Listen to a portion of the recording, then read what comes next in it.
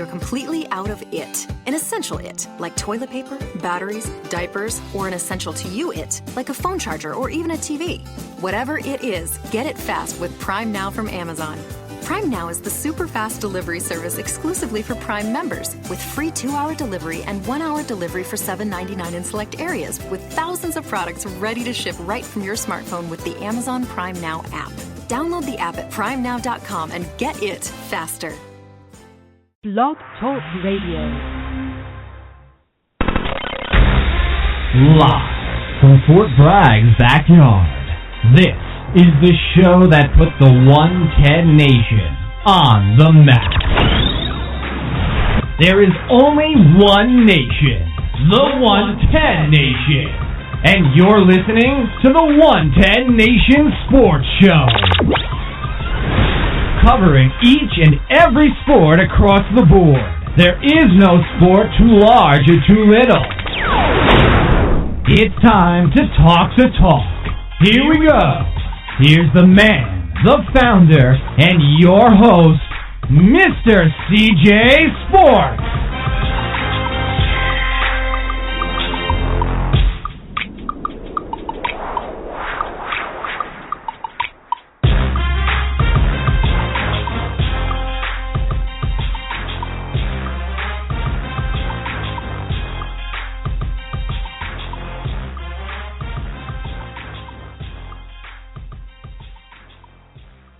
I want to welcome everybody to the 110 Nation Sports Show. I am your host, Mr. CJ Sports. You can check me out at CJ Sports on the 110 Nation, at 110 Nation.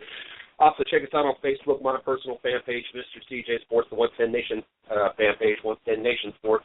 Also, check out our blog site, www.the110nationsports.com, or also check out our company site, www.the110nation.com, for all the latest going on here at the 110 Nation. Glad to be here this Monday night.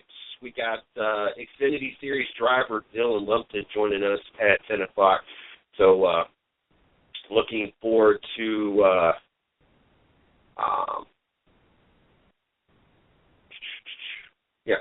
Going to talk about the season. We're going to talk about the last couple races and the sport. So I'm just excited about having him on the race. Having him on the race.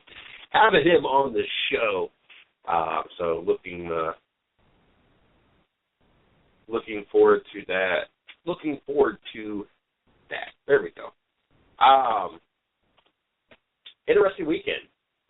We had the opportunity to hang out with the Seek to Destroy Cancer event.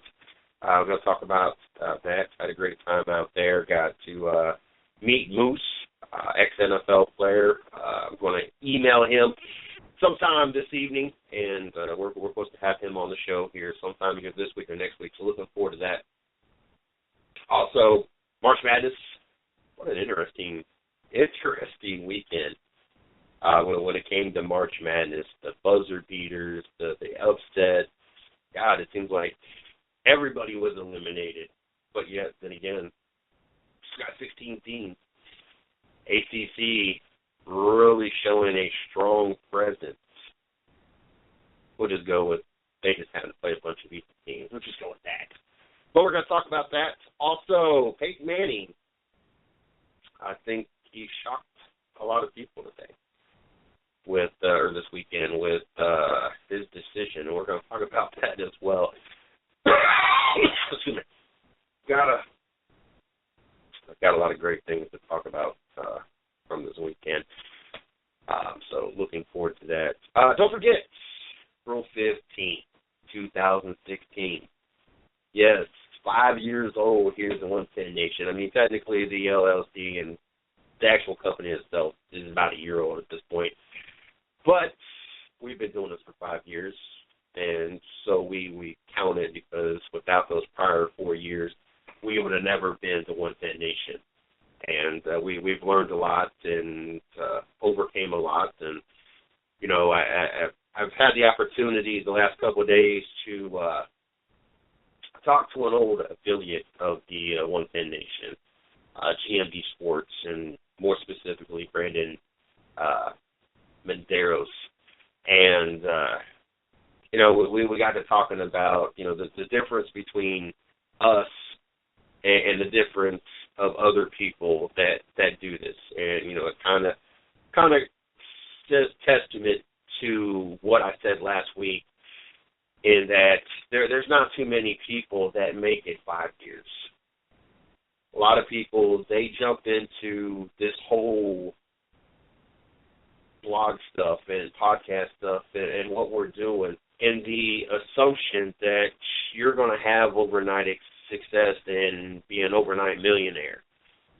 And that's nowhere close to being true. I spend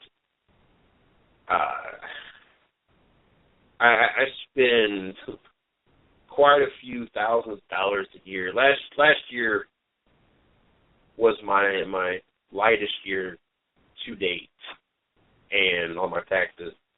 And I can say that I still spent over $5,000 just doing this for the year. And that was an extremely low year for us, with me rebounding from unemployment and me moving 3 different times and everything else that has gone on, and only having one vehicle.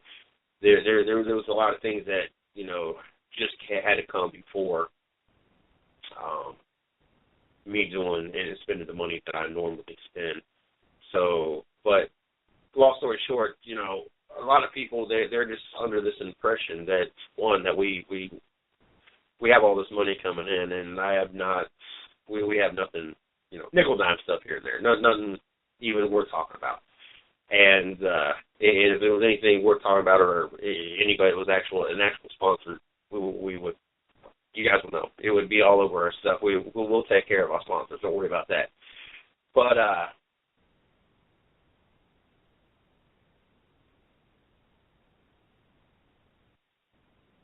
because we've been here for 5 years, and knowing the type of money, like I said, and I said this one of the shows, I could have bought 2 fully loaded, brand new 2016, fully extended 2500 edition diesel, the whole shebang. I could have bought 2 of these trucks, brand new off the lot, kind of money what we spent over the last 5 years. So it's not about the money, and it's not about being part of some scheme. Like Brandon pointed out, we do this because we passionately love what we do. And it's just remarkable to know that here we are 5 years. It took us 4 years to find ourselves and find out who we really are. And to know even for this last year straight, after we finally found out who we truly are and what direction we wanted to go after all the mistakes and everything we've learned, how we still grow every single day. And one of our goals here is April 15th, we want to have 1,000 likes. That is, just a goal of ours. It's something that I thought about, over the last couple of weeks, and that's what we decided on. And now, honestly, the fan page is only about a year old, but for our milestone of 5 years, we would still like to get that 1,000, and that kind of says that we've got 1,000 likes in a year. That would be really cool to kind of be able to say that. So that building up to this, that is something we're looking forward to. And if we hit this goal, we're going to choose 5 of our followers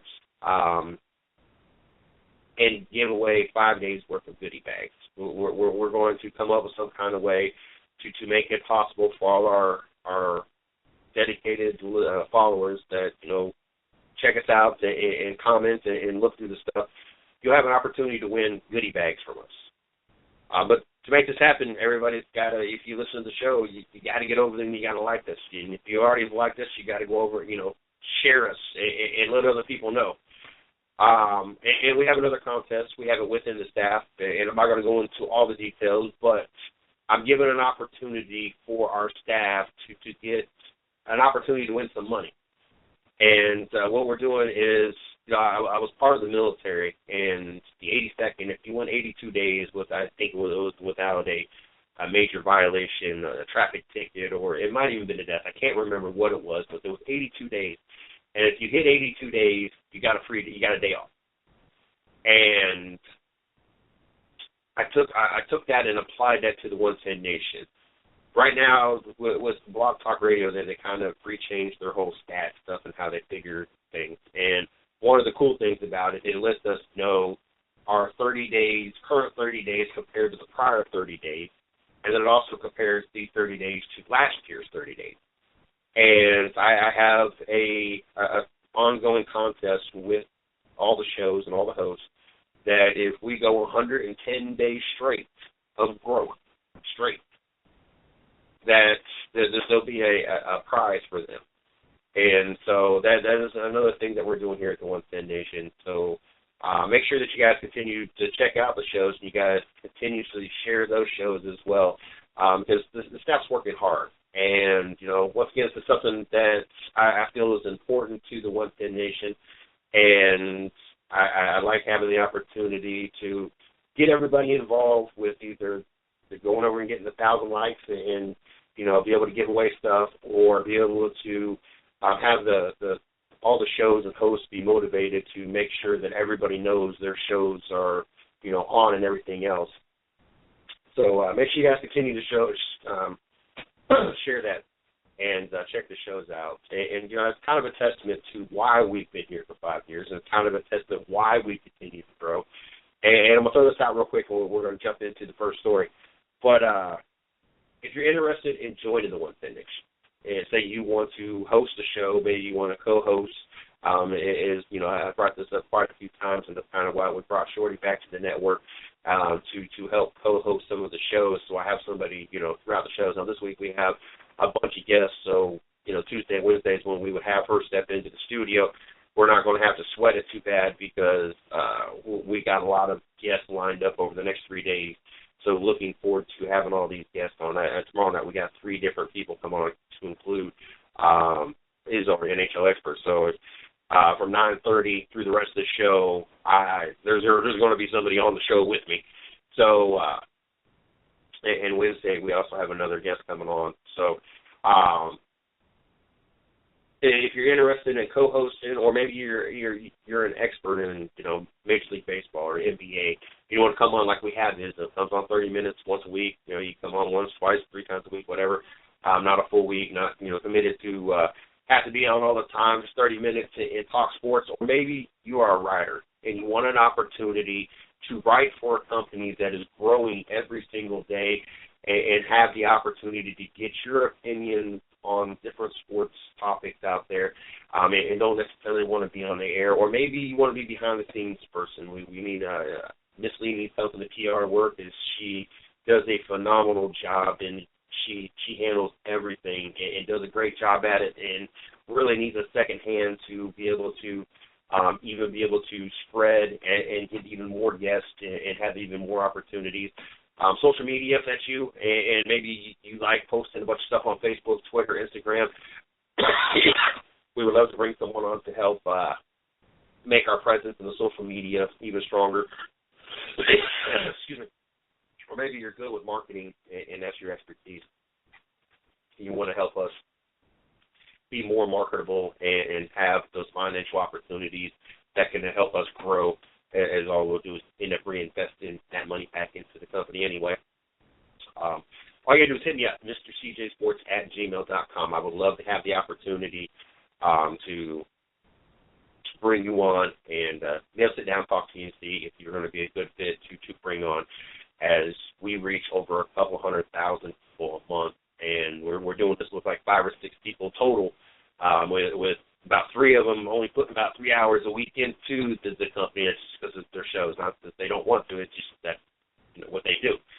And so we're definitely growing, and we definitely would like to bring some more people on to help continue this growth and help be a instrumental part of all this. And it'd be one of those things that will be very beneficial to both parties, and the opportunities that we can help provide with press passes and different VIP events and everything that we have our connections with and what we're doing.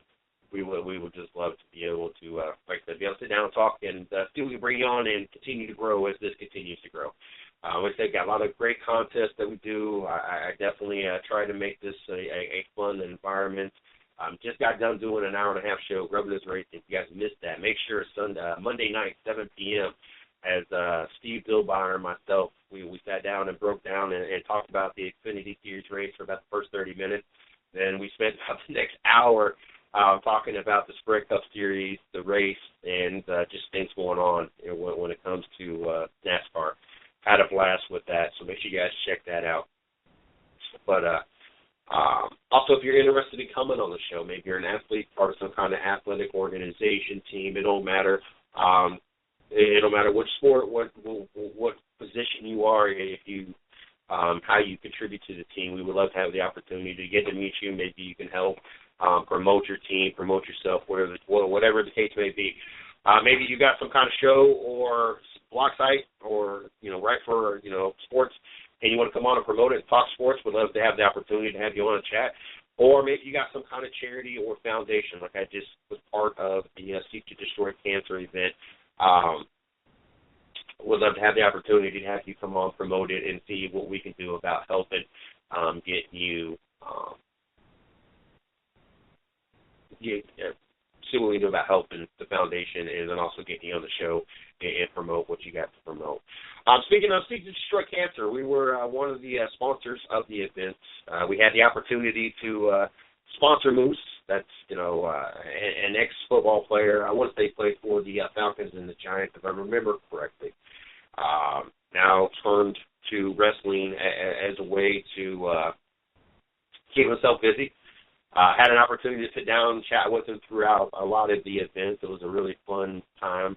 I want to thank everybody that was out there that that I got to see. I want to shout out to Tiny. He was one of the security guards. He had to be a former customer of mine when I was about 2 jobs ago. And it was really cool to be able to catch up with him and talk with him. Son, he had a great time. I got some funny stories, so I'm going to talk about them here in a second. But it was a great event, and if you guys missed it, it was in this area. There will be a Seek to Destroy Cancer third year, as they were already promoting some of the matchups for that. So that was rather cool.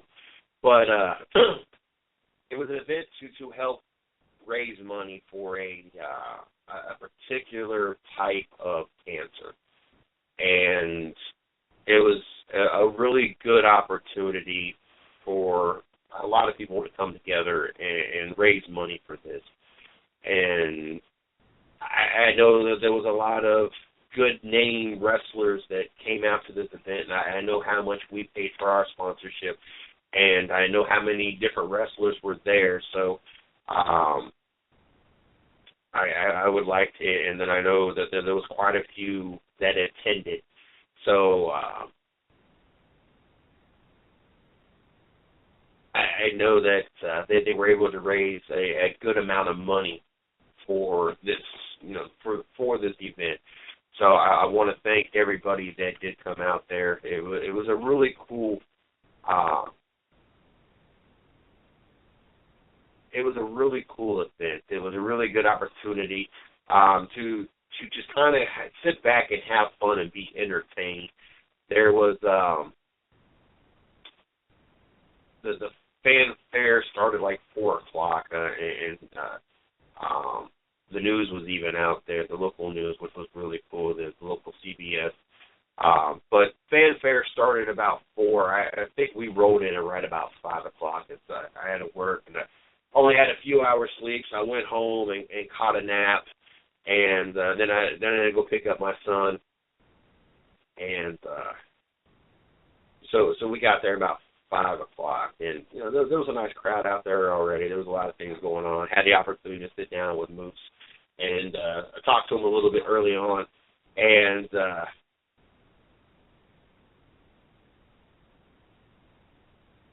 the event actually started right about 6 o'clock. Now, between 5 and 6, they did have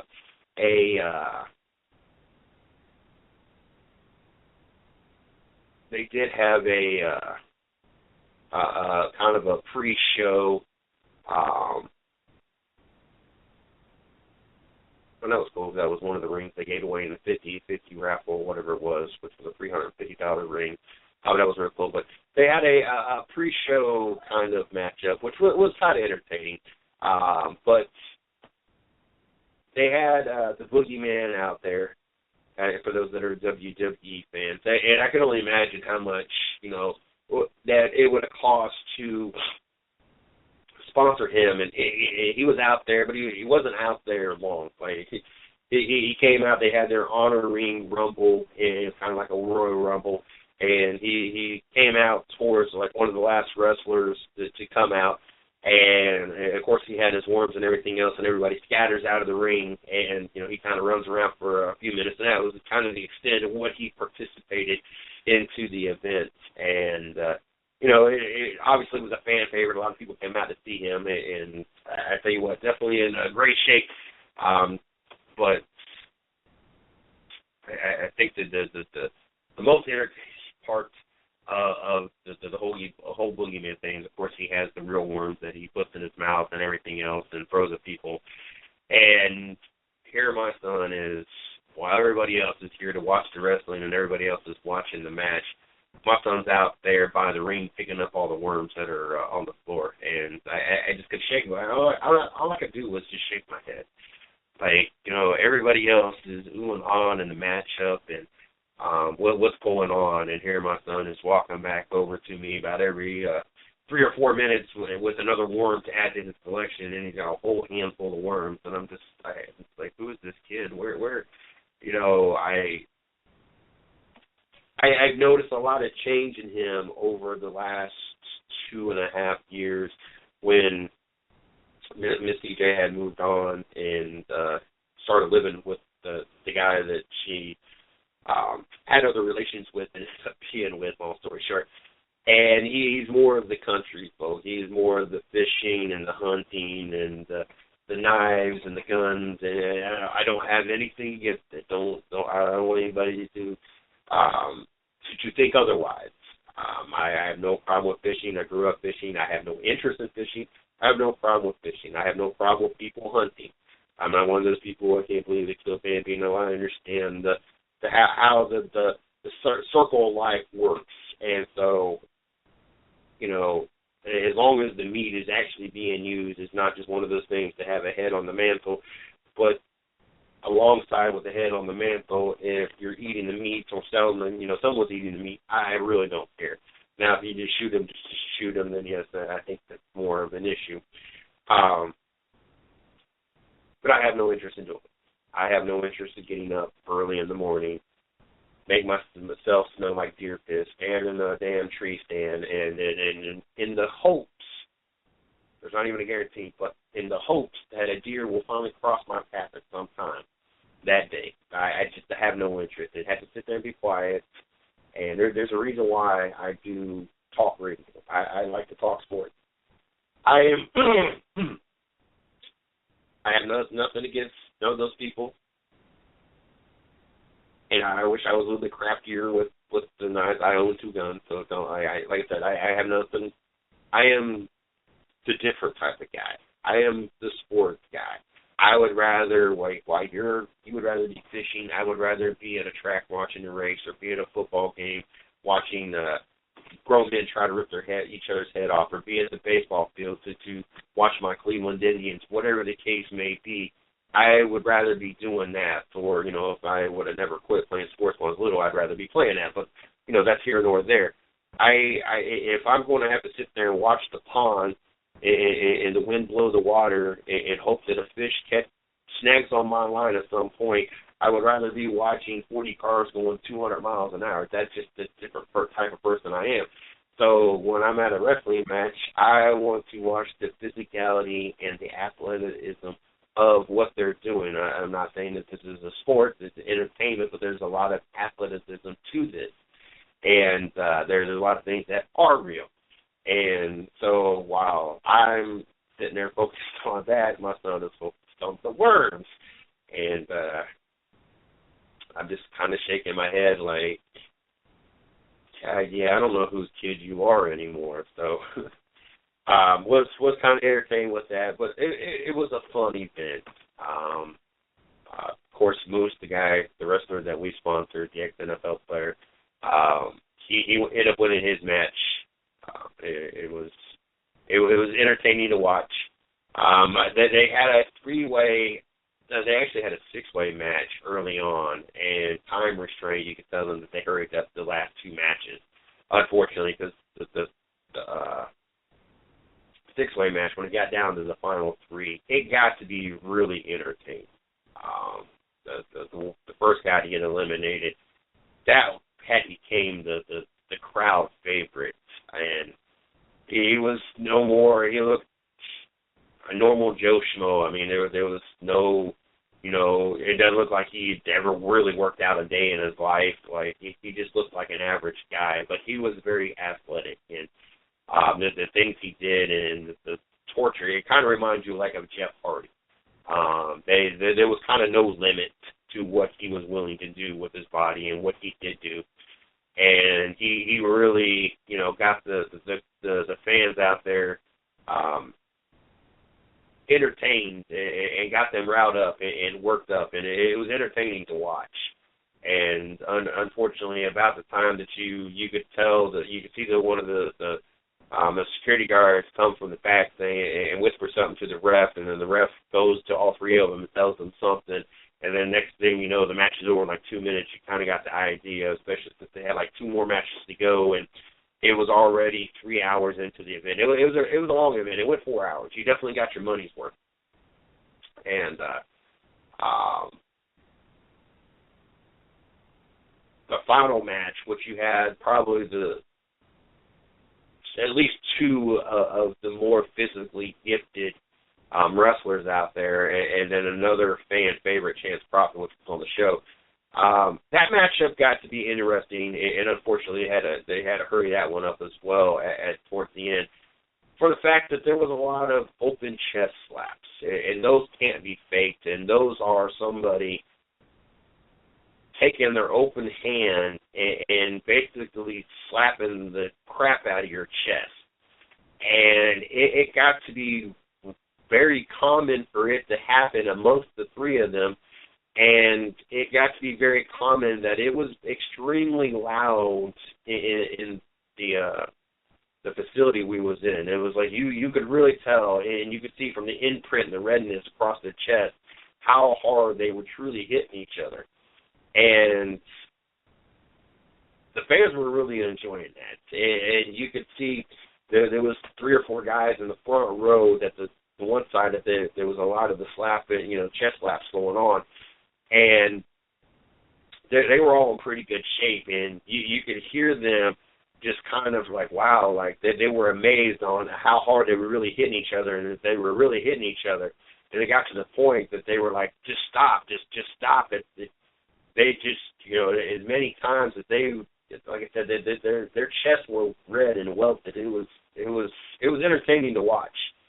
And then you had the final match, and you had, I don't even know how this match came to about, and I don't know the whole storyline, but you had 4 guys that came out that looked like they had been around the sport, and they were decently sized, and I'm not gonna say they were strong, but a couple of them were kind of heavier set guys that they weren't fat, they were just kind of bigger guys, and a couple other guys looked like they had been in the gym quite a few times. Nothing phenomenal or nothing, just they look like they've just been in the gym. Then the other team, you had like some beer belly redneck. You had like some guy that looked like he was like 70 years old and probably about 70 pounds soaking wet. You had another guy that was probably like in his 50s that wasn't much bigger. I mean, you just had this random team that looked like they were just assembled, and honestly, I thought they were just part of, I just thought they were wrestling fans. They just looked like the typical mixture of NASCAR and wrestling. It's just what they looked like. And they got the word to wrap it up, and I don't think there was any disappointment or any upset by those particular wrestlers, because right when that happened, it looked like one of the wrestlers took a injury. It looked like it hurt, and it looked like he had truly hurt himself. And I think that they would have had to wrap that one up anyway, just because. But all the proceeds went to the Fibromyalgia Cancer Foundation. I am not sure. I know that I didn't pronounce that right. But it's a strand of cancer that, if I'm not mistaken, there's no cure for yet. And this is what that money was to help raise money for, was to help with the research on that. But all in all, had a great time. Like I said, we were there for 5 hours. The event was 4 hours long. So those that spent the money was $15 for adults, $8 for kids. So for those that, came out there to see it, you definitely got your money's worth. I mean, you basically paid $4 an hour as an adult and $2 an hour for a kid to be entertained. And the announcer, he was fun. There was, some funny storylines and just different things that happened that was fun, to include the founder of the foundation and the guy that put it all together, Tim Lathan, who we had on the show. He was part of the show, and it looked like he was really hurt, and he got pile drived. I believe probably even pile drived into a chair. I can't remember, but I don't think his injury was as severe as it looked, that they made it look. But you could tell the rest of the night there was a bad limp, and I know that medically today that he found out something about his disc, and it's something that's messed up, and it's not something that is good. It's something that is going to affect him the rest of his life. So I don't know if that, he went to the doctors because of that, or if that was something that was already scheduled. From what I've seen social media-wise, because we're friends on Facebook. But I know that he was part of the show and put his body out there, because after the night kind of moved slow. And I was surprised to see him come back into the ring later on.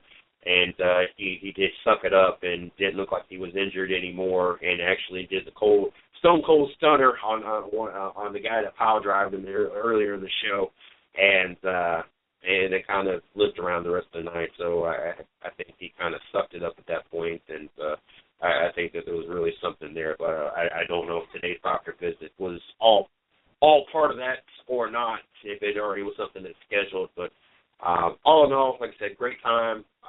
Boogeyman did hang out the rest of the night. It wasn't like he just bounced right after that. But great cause, great money. Fans, got to see an entertaining show. There was some point that, it was definitely no WWE, and you could tell that they're still trying to learn the ropes and become better. But there was other times that you got into it and you're like, yeah, this, I could see this going on in the WWE. So definitely was worth your money, regardless how much you're into wrestling or not. Just knowing the cause. That's just like my ex, Miss CJ. She like to throw out there that it was a very expensive, two tickets. I took my, and but every time I throw out the fact that because of what the cause that money went to, that it was well worth what we sponsored and what it cost us to be part of that event. And she goes, well, yeah, that's true. So at times, like I said, some of the parts you kind of, but like I said, other parts were great, and majority of it was great. But once you think about what the cause was, and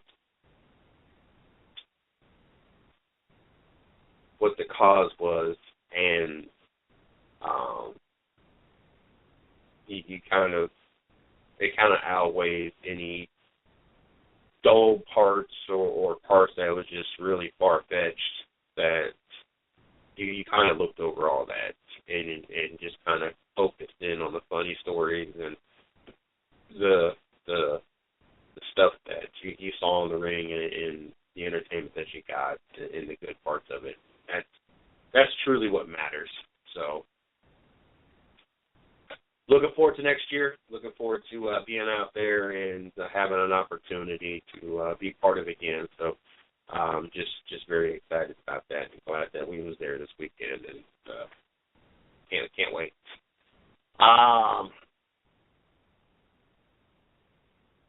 Here we are to Sweet 16. I tell you what. Wow, who ever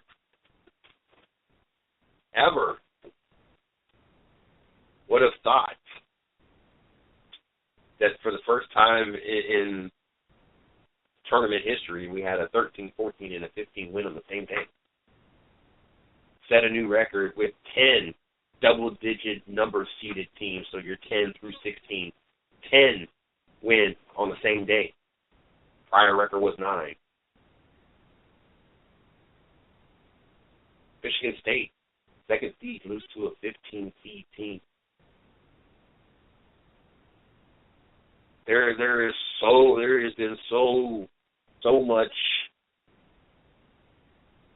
so many, I guess, twists and turns to this tournament, and I got tired this weekend listening. It's because, of course, I had to be in work at 5 a.m. Saturday and Sunday, and it's kind of slow early in the morning. And so I use that opportunity to listen to sports talk radio, and I use the opportunity to go outside and do the trash, the parking lot, and like Sunday I did clean everything because all the pollen in the air. So I put headphones on and use that opportunity to listen to sports talk radio all morning long. And I got tired, honestly, of hearing and listening to Fox Sports Radio shows and the ones that pertain probably mainly from 5 to 8, give you an idea for those that listen to Fox Sports Radio, talking about how all these upsets have ruined this tournament and it's going to kill the ratings and everything else. And I can't necessarily say that I agree with this outlook, because now, if being a sports fan and being a basketball fan, if my team isn't in a tournament such as Ohio State's on it, and I don't have that much an interest in it. So the only reason I kept up with it, originally, was because my job. It's what I got to do. It's what I got to talk about, possibly write about, whatever the case may be. So as a host of the 110 Nation Sports Show, and as being one of the writers over at 10nationsports.com, and me being the CEO and founder of this company, I guess one of the things I got to keep up. There's a lot of things that I lose interest if my team's not in it, or there's just certain sports that I have no interest at all. And so either I make sure that I do what research I got to do, such as like tomorrow night. Sorry, but there's nothing against hockey, and I like hockey as a sport, but with everything else going on, hockey kind of falls fourth or fifth in my line behind NASCAR, NFL, NBA, NCAA, then probably NHL. So I do my research so I can be part of the conversation on Tuesday nights, but that's kind of why we bring Izzo on. And so there's certain sports that, they fall so far down the totem pole for me where I have no interest in, such as golf or tennis. I'm sorry, but there's just no interest in it. And as much as I love bowling, I have no interest in ever watching bowling on TV. I love playing, and I've played in leagues, and, bowling is a sport to me. It takes, athleticism to, do what they do. I'm not saying it takes a lot, but I'm sorry, but, to be able to throw those balls as hard as they do, as much as they weigh, and be able to put the spins and everything else they on it, to me, it's no different than golf. That golf is going to be looked at as a sport, then why can't bowling be looked at as a sport? But I have no interest in watching either one. Now, I would love to have the opportunity to go play golf. I've never have, and I heard it's a fun thing to do, and you have a great time, and I would have no problem going, and I would probably want to, after my first time, go many times, but I have no interest in watching it. Tennis, I don't have no interest in playing or watching. I'm sorry, I just don't. But once Ohio State, was the NIT, which got eliminated from that, I didn't have as much of an interest. I just did it because I know that I got to talk about it, and so therefore I got to have an interest in it. But with me being that type of fan, now that I hear that we have 10 teams that were 10 through 16 seeded win in a single day, when we have a 13, 14 to 15 seed win first time in a day, and we have teams that we were projecting to kind of walk through this tournament and win it no longer part of the tournament, and now we got Cinderella stories. Now we got other teams, the dark horses. How is that not beneficial? Who cares the fact that Kentucky's not in? We kind of expect Kentucky to lose. It don't matter how great of a season they had. We watched them go all the way undefeated, all the way in partway into the tournament before they lost. We don't expect Kentucky to win it all. We just expect Kentucky to have mastered how to put a team together every single year to look good and dominate all season long, just to fall apart when you get other teams that have built their teams to last and their teams that are not one and done, and that finally get all those pieces meshed together that outperform them. We see this every year, so it's not really any big surprise that Kentucky has been eliminated. But oh my God, that's all you heard about all weekend long is all these teams that have lost. Now if Kentucky loses, this is only going to be devastating to the ratings of this tournament. And I'm sitting there thinking, one, Kentucky loses every year. If it's in the Sweet 16, if it's in the Elite 8, Final Four, whatever the case may be, they lose every year. It's not like they just because we hear so much about how successful they have been with this one and done, which really they're not that successful because they're not winning championships, but how they have these dominating seasons, that's all that everybody focuses on. They don't focus on the fact that how successful they are, and you're putting 4 or 5 superstars together, but as you get to the end of the season, they start to show the individuality because they need their stock to be high as they can so they can go on and everybody going there just planning on being there 1 year. It all falls apart, and we see this every single year. So I don't understand why Fox Sports, and more specifically those shows in the morning, were so stressful about the fact, well, we can't afford to have Kentucky to have this tournament because then it's really going to – no, we know Kentucky's going to lose. We're not expecting it otherwise. So now you've got different storylines. You got, 7 ACC teams or something, the most that they've ever had in Sweet 16. And we'll keep track of how many as we go through all these. But you got that storyline. You got the buzzer beater storyline. You got some of these small-time colleges with big-time players on it that we've not heard anything. And with these wins, even though they're not in the tournament no more, now there's more national spotlight on them and more national attention. How has all this been bad for the tournament? I am not getting it. We still got what most people predicted is still a tournament. And Kansas and Oklahoma, 2 of the teams that everybody expected to be this deep, UNC and other teams. You still got 3 out of the 4 top-seeded teams that are still in the tournament. Matter of fact, I think you still have all 4 of them, if I'm not mistaken.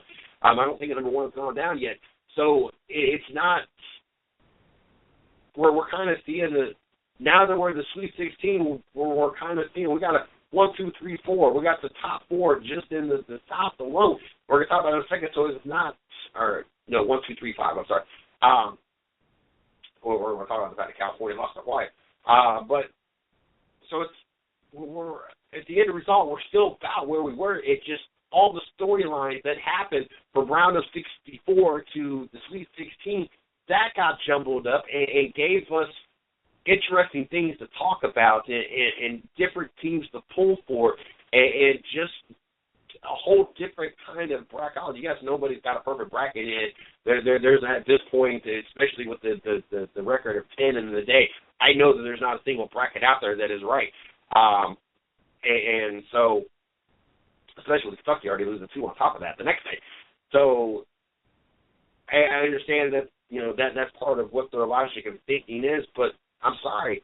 All this did was made me, as somebody that didn't have an invested interest into the tournament, other than, okay, I need to know what's going on because I got a show to do, I got a company to run, I got articles that need to come out.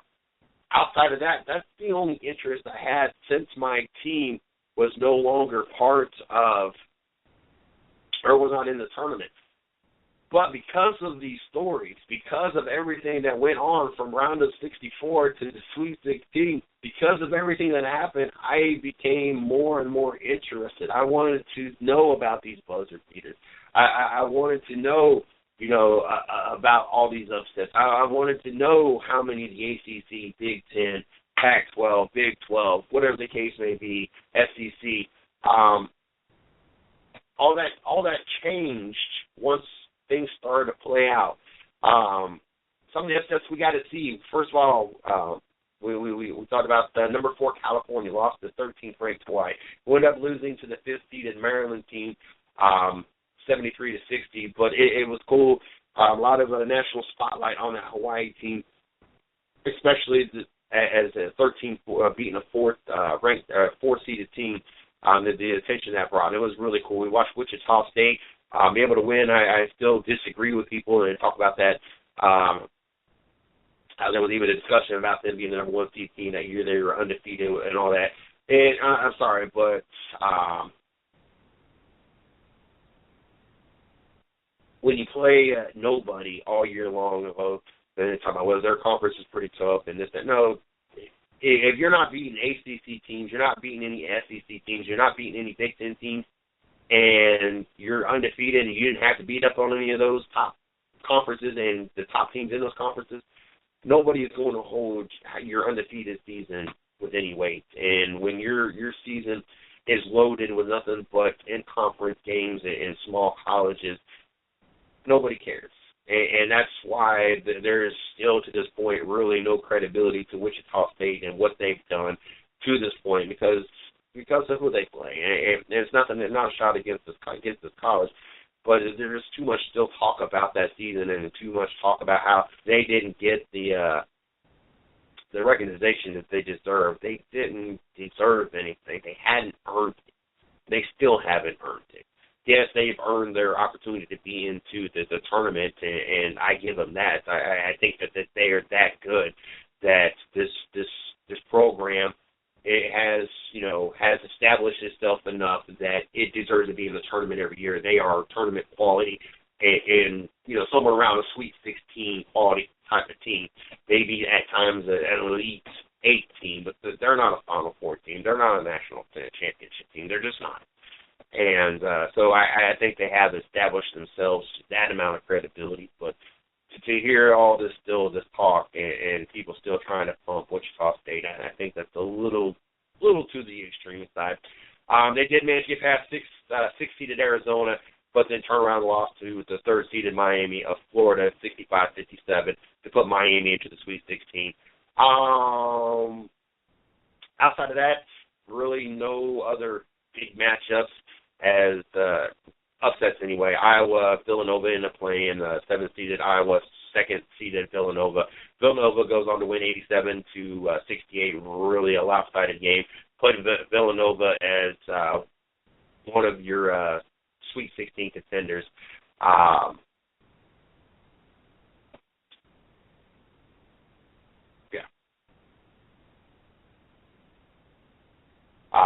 So out of the South, you got Kansas, Maryland, Miami, and Villanova. Kansas will be playing, 1st-seeded Kansas will be playing 5th-seeded Maryland when this tournament continues on, and 3rd-seeded Miami of Florida will be facing 2nd-seeded Villanova. Out in the East, things got interesting as well. Of course, North Carolina start off number 1 seed. They end up beating 16th-seed Florida, Gulf Coast, and then on to beat Providence. Both of those games pretty lopsided, both of them by almost 20 points, almost exact scores, 83-67 and 85-66. So Carolina, advances into the Sweet 16. 5th-seeded Indiana, really, first round, really no 25-point swing over Chattanooga, really nothing big. It was the next matchup when they upsetted 4th-seeded Kentucky. Like I said, I don't think really, to me, it's not an upset. It's not a matter of if Kentucky will get beat. It's more of when Kentucky will get beat when it comes to the tournament. Kentucky had beat Stony Brook pretty good by 30 points, and they ended up losing to Indiana. Indiana will be 5th-seeded Indiana will be playing in North Carolina, 1st-seeded UNC when the tournament resolves. Theirs on the 25th at 9:57 p.m. Michigan ends up losing to Notre Dame. Really not a surprise there. Notre Dame was the 6th seed, Michigan number 11. West Virginia gets upsetted and pretty bad by 14 points to SF Austin, 14th-seeded team. That was one of that 13, 14, 15 seed day where teams were upset. Wisconsin ends up beating Pitt, and Xavier ends up beating Weber State. Both at Wisconsin. We talked about it last week. Very low-scoring game, 47-43. Wisconsin goes on to upset Xavier in a buzzer-beater shot with 2 seconds left. He inbounded it, shoots it three-pointer over Xavier to advance into the Sweet 16. Notre Dame ends up taking down FF Austin late with that one as well, as they barely beat FS Austin, 76-75. I know that's an ACC team that everybody's bragging about, the fact that it's part of the ACC dominance into the Sweet 16, but Notre Dame just skimming by Michigan, 70-63, and just barely getting by a 14th-seeded FS Austin, 76-75, leads me to believe that they will not be beating the 7th-seeded Wisconsin team this weekend. Also on the 25th, it'd be the game right before Carolina and Indiana. But that's your 4 out of the East. First-seeded Carolina, 5th-seeded Indiana, and then 6th-seeded Notre Dame playing 7th-seeded Wisconsin. Yeah, that was another interesting ride. Providence over USD, 70-69. I think that was caught a few people by surprise, even though they ended up turn around and losing to Carolina. But that was another one of those games that I think kind of surprised people to see USD lose that first round. I think that it was more of a second-round game that most people were projecting USD to lose on when they had to play UNC. And honestly, I think that UNC game probably would have been a little bit more interesting if it would have been UNC versus me and Providence. Out in the Midwest, Virginia manhandles Hampton by almost 40 points in their first-round game. Butler upsets Texas Tech 71-61. Purdue gets upset by Arkansas Little Rock 85-83. I think that really when the head started turning on that opening day. Iowa State over Iona. Really nothing to talk about there.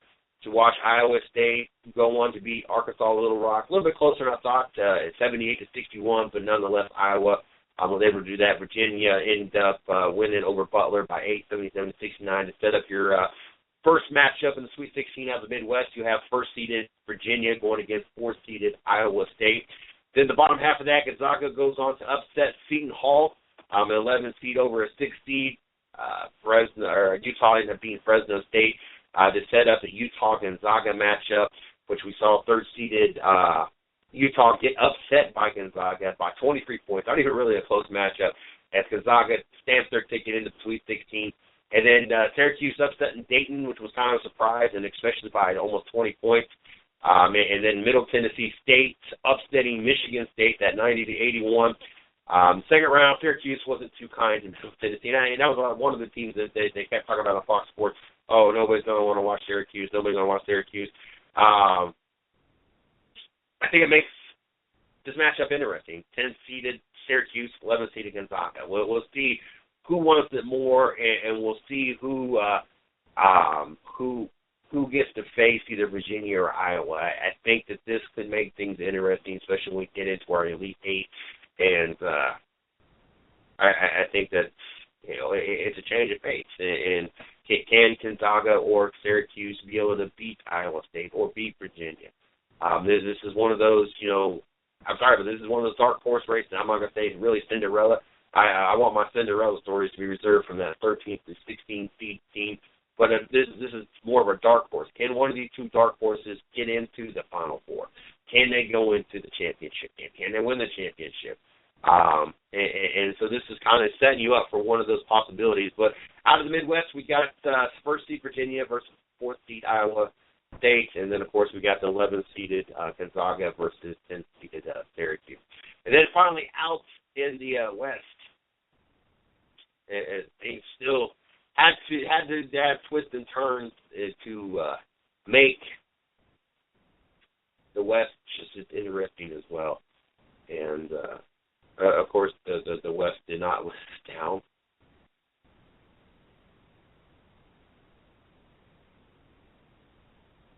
As we watched Oregon and Holy Cross, really not a fun matchup to watch. Almost doubled up their score. St. Joseph getting past Cincinnati. I know St. Joseph was an 8th seed and Cincinnati was a 9th seed, but I think people still was counting on Cincinnati to win that. Yale upsetting Baylor, 79-75, 12 seed over the 5th seed, holding on to beat NC Wilmington a lot closer, which set it up at Oregon St. Joseph, which it was a lot closer game than I think a lot of people thought on that one as well, 69-64, but Oregon does travel on. Duke and Yale, another close game, 71-64, but Duke does advance. Set up their 1-4 matchup for the 24th here on Thursday. I'm sorry. 1-seeded Oregon, 4-seeded Duke. I think that will be a fun matchup to watch. In the lower half of this bracket, Texas being upset by Northern Iowa. I think got a lot of people's attention as well. Texas A&M rolling over Green Bay, really not surprised. It set up that 3rd-seed Texas A&M, 11th-seed Northern Iowa matchup. Texas A&M able to hold on, came back from a 12-point deficit to do this, to put them as one of the contestants for the Sweet 16. And then we watched VCU upset Oregon State by 8. Oklahoma hold on to beat CSU Bakersfield by 14. And then watch Oklahoma in a close matchup against VCU to carry on 85-81, who I have winning the tournament. Oklahoma, they will be facing the number 3 seed Texas A&M. So out in the West, we got 1st seed. We got the 1, 2, 3, 4. We got 1 versus 4 with Oregon and Duke. Then you got the 2, 3 with Texas A&M and Oklahoma. So like I said, there was a lot of twists and turns leading from 64 to 16. But when it's all said and done, other than that 10-11 matchup with the Syracuse and I can't remember off the top of my head the other team, and I'm going to pull it up here while I talk about that. Outside of those 2 teams, which could be your dark horse story, which we have a dark horse or a Cinderella story every year, at least into the Sweet 16. So this is really not nothing new. We still ended up with your top 4 or 5 teams in pretty much every bracket. So I once again, it leads me back to why was there such a concern with the upsets early in the tournament, and Fox Sports shows in the morning showing displeasure and concerns with the ratings when we ended up with the same results, but we got to see many twists and turns and half-court shots and things that we weren't expecting to get pretty much the same results. 3 brackets with everything set up the way that it should have been set up, and a bracket that has your dark horse possibility. I don't get it, and I don't understand the logic of the thinking, because all that did was get you more interested. If anything, now that Gonzaga was the other team, Gonzaga and Syracuse, 11th seeded Gonzaga, 10th seeded Syracuse. But if anything, now we should possibly see a drop-off, because now we're back to where it should have been.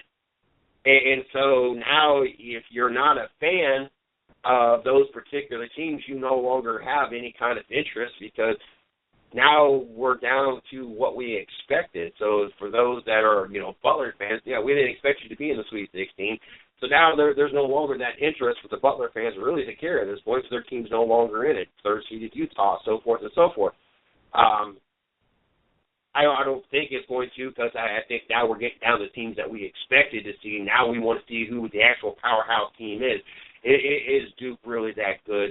Can they beat Virginia? Is Virginia still deserving of that number 1 seed?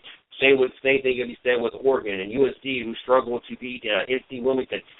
There's a lot of different storylines, but we get to see now which of these powerhouses are truly, which one of these colleges are truly powerhouses, and just didn't coast through the tournament or coast through the season because of who they were, what their schedule was, but because they legitimately are that good. So, like I said, we got twists and turns and upsets and miraculous shots that we weren't expecting to see. We got the same results. Now we get to see who truly the best is. So I don't know at what point Fox Sports was in those shows were expecting a big fall off and a lack of interest, because it just took a mount high on that to get us to where we're at, versus it just being boring and it just kind of being this is what we all expected. There's all these brackets out there. No, there's not a bracket out there no more that is going to be right. So we ultimately get the same results, but we got so many twists and turns that there's not even a possibility of somebody having a perfect bracket. So I don't get it. It's like people talking about NASCAR. We have seen 5 of the most racing races that we possibly could have seen. I don't think we got 2 races and we just set new records for closest finishes. And then we watch, Vegas, and we watch even this weekend Fontana and the strategy and this new downforce package, and we watched the overtime this week and watch Jimmy Johnson muscle past Kevin Harvick. I mean, it don't get no better than this, but yet obviously I'm missing something or people are just missing what I'm seeing, because even with the March Madness, even with the NASCAR and people talking about the rating is down or this, that, and the other, I just don't see how, because we're seeing the best product of each of these 2 respectable sports that we possibly could have seen and that we've seen in a long time. So I don't get it. I don't know. I guess I'm just a horse of a different color, and I see things through, I don't know, different. I don't get it. I guess it's just one of the downsides of doing what I do. So I guess I think about it way too much, and I'm too analytical about it, and try to break things down too hard. I guess I should just go with the average sports fan mentality and not get all analytical about it and why. There's no explanation to this. So,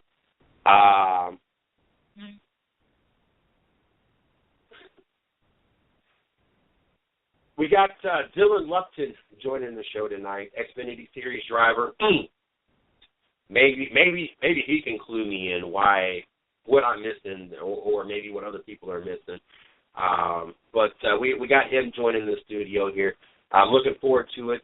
Looking forward to talking to him about the last couple races and how this season's going, and what he's been able to learn this year, and a lot of different things tonight. So very excited about having him on the show.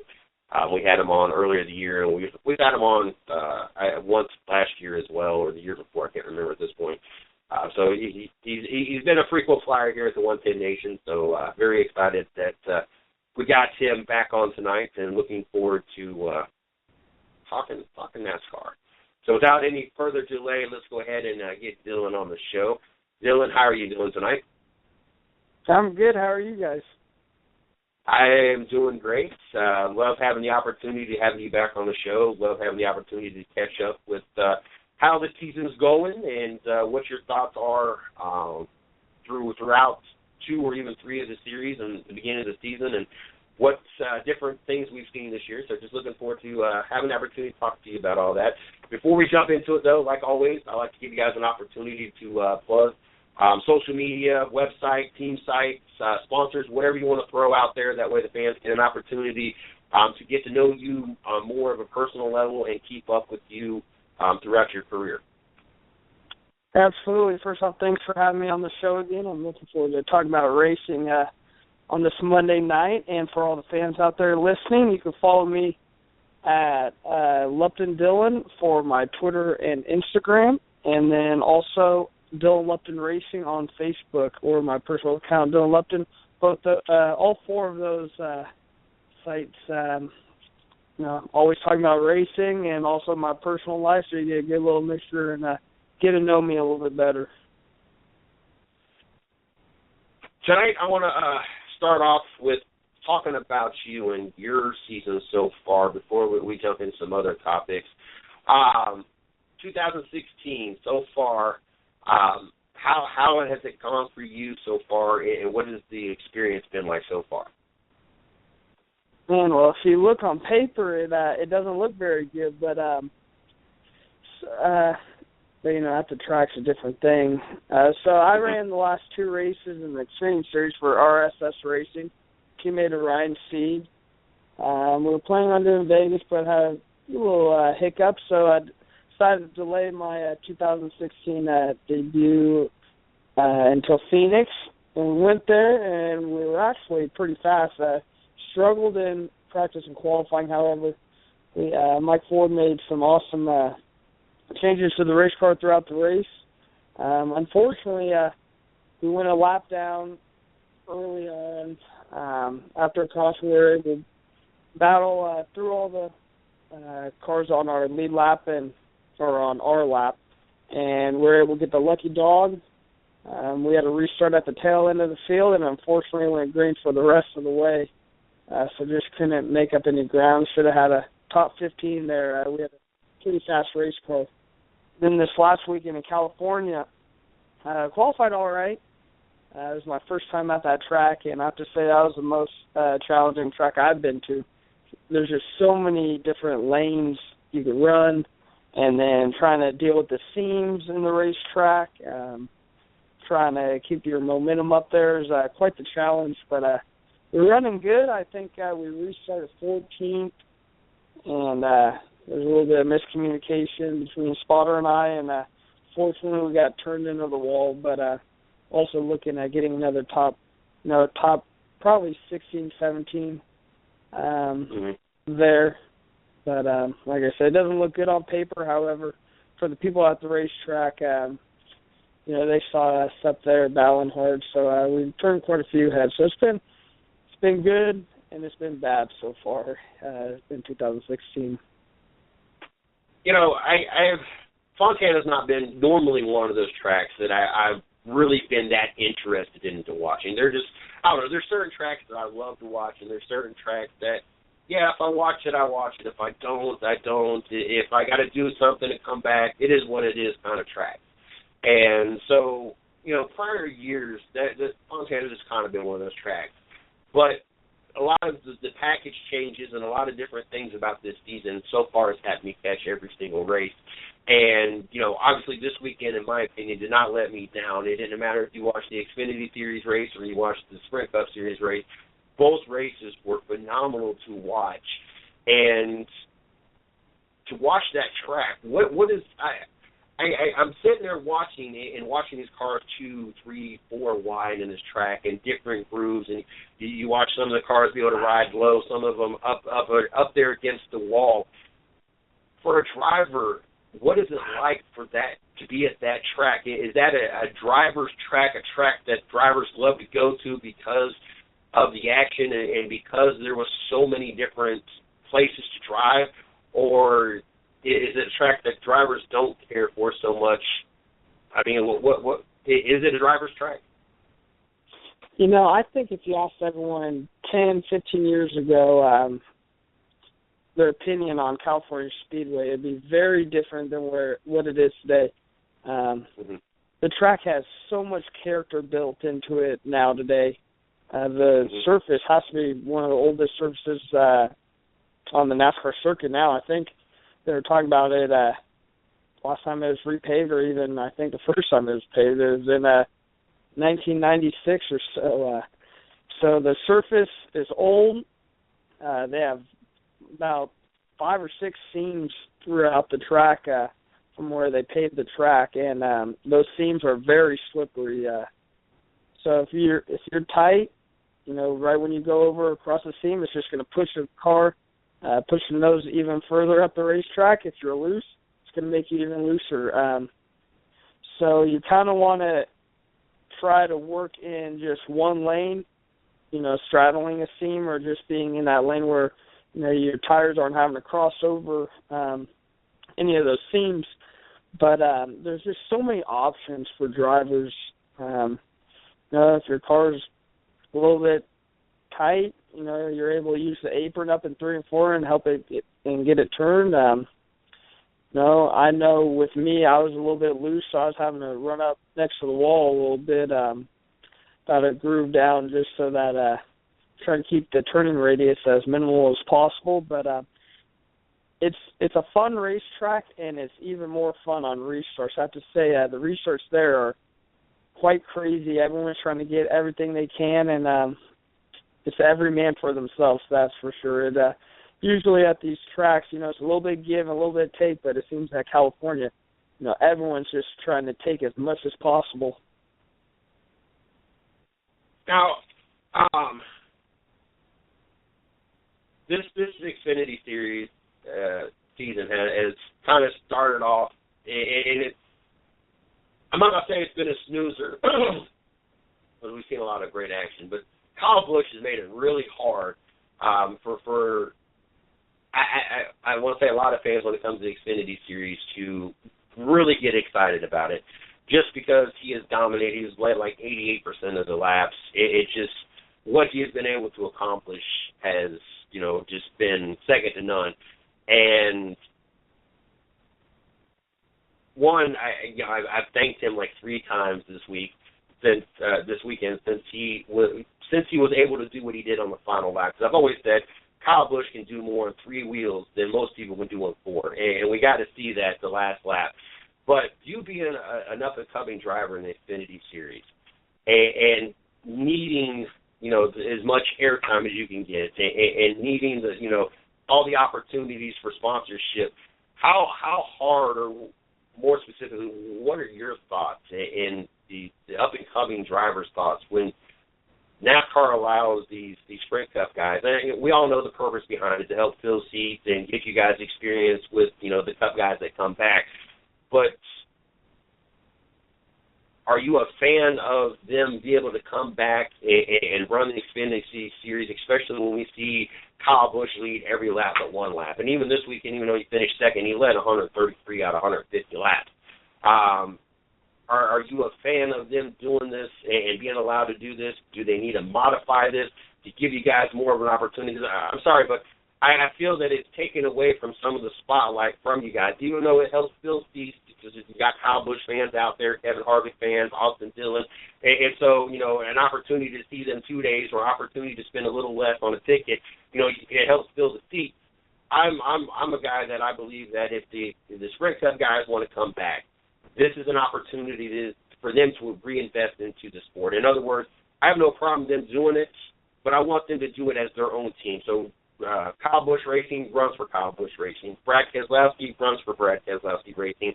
That way there's still seat time for up-and-coming drivers and sponsorship and everything else. And at the same time, it's still filling seats and adds even more sponsorship to the sport, because Kyle Busch is going to have his sponsors. Brad Keselowski is going to have his sponsors. And then plus that money's going back into help building the sport to be bigger and even better, especially in the Xfinity Series. So I don't have a problem with them doing it. I just want it to be modified. But someone such as yourself that is working your way up through and still making a name for yourself, what are your thoughts on it? And do they need to modify it, or do you like the way that, it's handled? What are your thoughts on that? And there's, the guys that get asked these questions, the up-and-coming stars, the kids that get asked these questions, they think, you'll hear them say, oh, no, it's a great, getting great experience racing with these Cup guys, this and that. Everybody that says that, though, they're in top-notch equipment. They're in JGR cars. They're in RCR cars. They're in the same, equivalent equipment as those Cup drivers. When you're, running for a family-owned team, on a minimal funding, it's hard. There's no other sport that you see the top stars dropping down. You don't see, Steph Curry or LeBron James going and playing in this March Madness tournament. That's for sure. It's just, I think,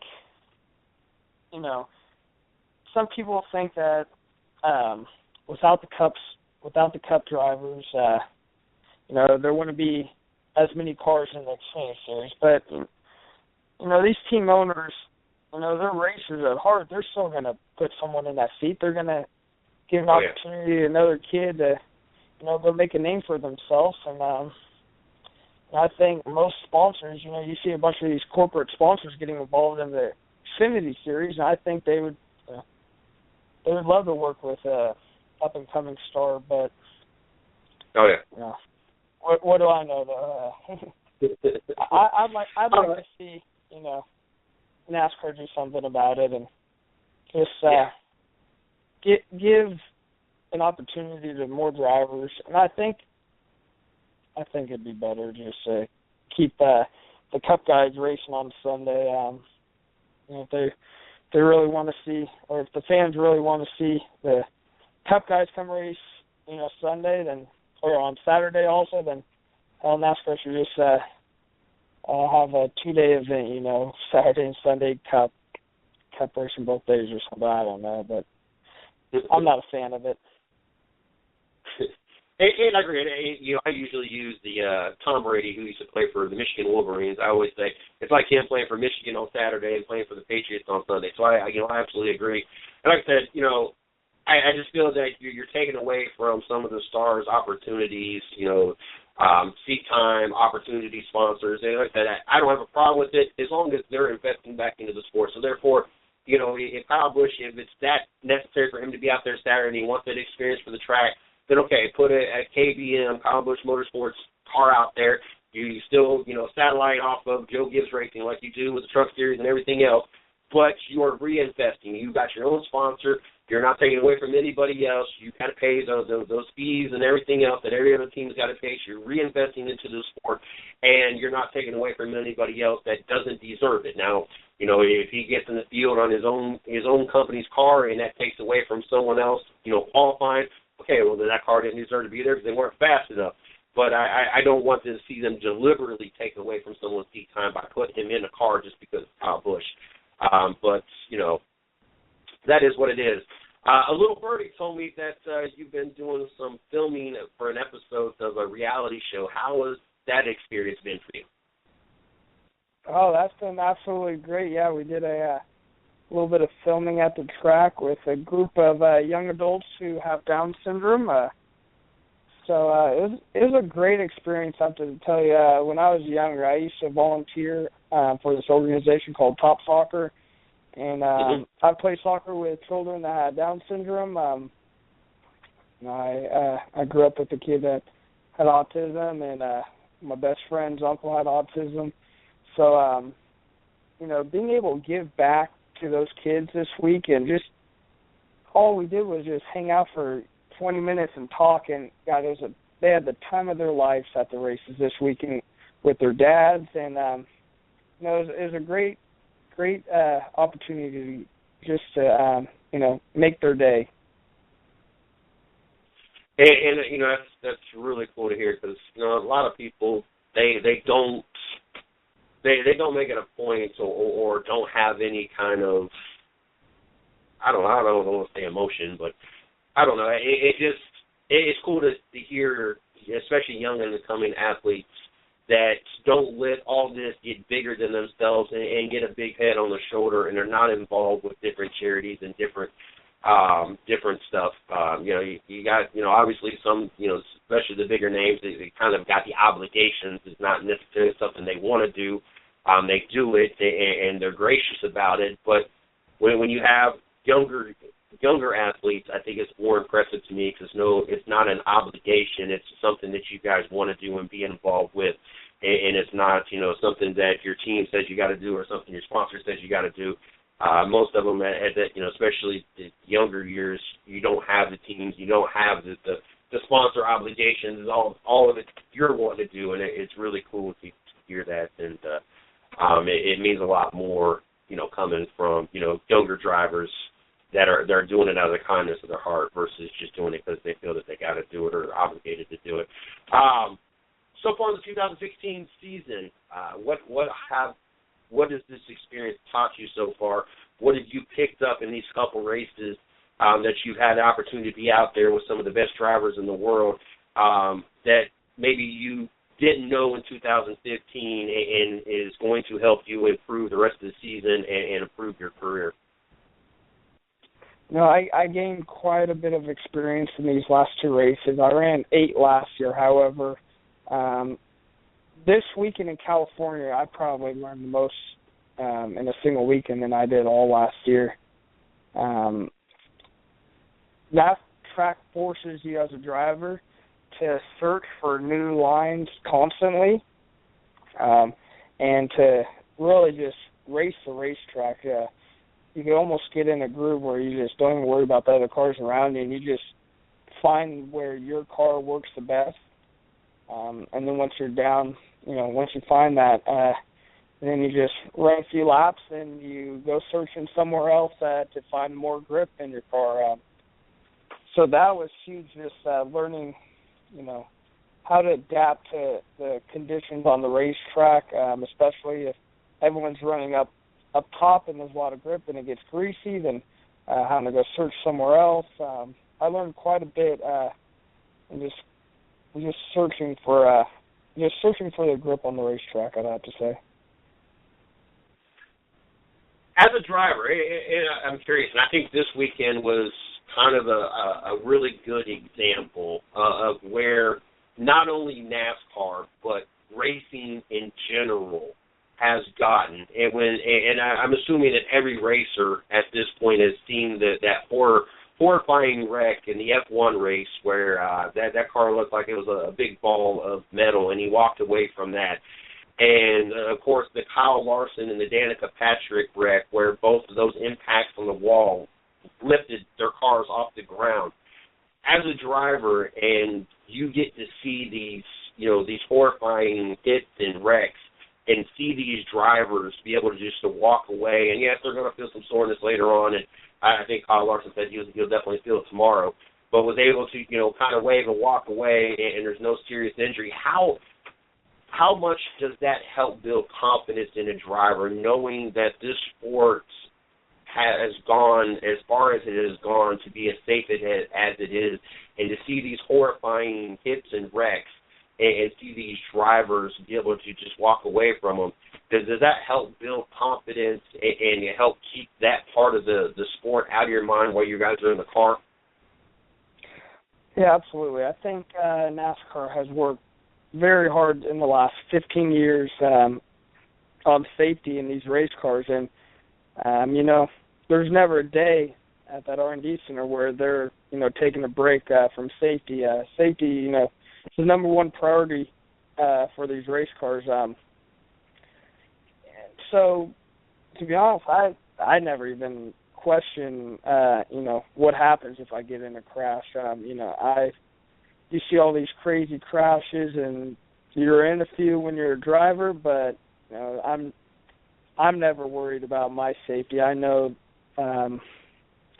what goes into these race cars safety-wise, and I feel very confident that I'll be able to climb out that window every single time. And that's got to be good, and that's got to make this is a very. I don't think people realize how dangerous this sport really is. Being able to sit in the grandstands, being down in the garage area. I can still remember, and I wasn't at the race, but I can still remember where Mark Martin had slid into the infield, and where his car hit where the wall separated, where they used that to turn back to the garage area, and that wall about hit him, but it went into the car right behind him. To know, even down in the infield, how dangerous it is, and these cars traveling 200 miles an hour. We can all remember the Kyle Larson wreck, where he got tangled up into the catch bench, and the motor was sitting in one place, the car sitting in another place.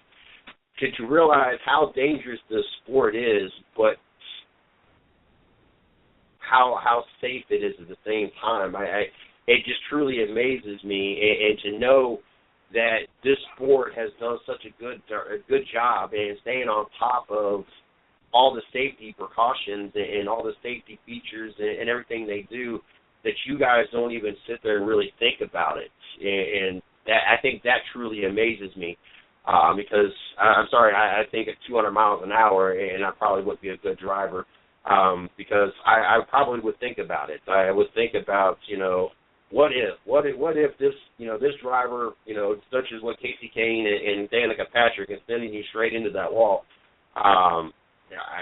Those things would have to play in my mind. I don't know. I guess that's why you guys are the athletes, and I'm just sitting here talking to the athletes, because I don't think I've ever traveled over 110 miles an hour, so I couldn't imagine what it's like at 200 miles an hour, let alone all the risk. And I got to applaud NASCAR and all forms of sports as being as safe as they are. What's on the horizon for Dylan? What do we have plans for 2016 coming up? rest of 2016 is kind of up in the air right now. This weekend we talked to a number of teams in all 3 different national series. Got some phone calls, so I'll be racing in one of the national series quite a bit this year. You might even see me in Cup, 10, 12 races. So there's an option on the table right now to go do a few Cup races. Then I'm sure I'll do a few more Xfinity races, and then who knows, maybe if things are going good, I'll hop in a truck race or 2. How I mean, when you get that opportunity to sit in the Cup car, I mean, that's everybody's goal. And, I mean, how much would that mean to you to know that you're out there with 39 of the other best drivers that NASCAR has to offer?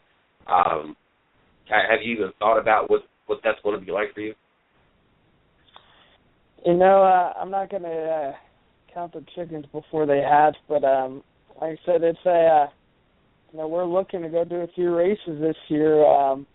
Hopefully Sonoma being one of them, and it's going to be a surreal moment, especially if I'm racing at Sonoma in a Cup car for my first time, just because I've had so many laps around there, and that's kind of like my home track. I grew up, my racing career started up on top of the hill at the go-kart track there, so that would just, be icing on the cake, being able to have my first Cup start at the track that I started my whole racing career at when I was 13 years old. Now, we've seen a few rule changes this year, and I just want to get your opinion on a couple of them real quick when we get this wrapped up. One, we've got the opportunity to see, a few races with the whole caution clock thing for the Truck Series. What was your thought going into the season, and has it changed any once we've actually got to see it work? So far, I like the caution clock. I think it's gonna take a few more races to convince the fans and some of the drivers, if it's a good fit or not.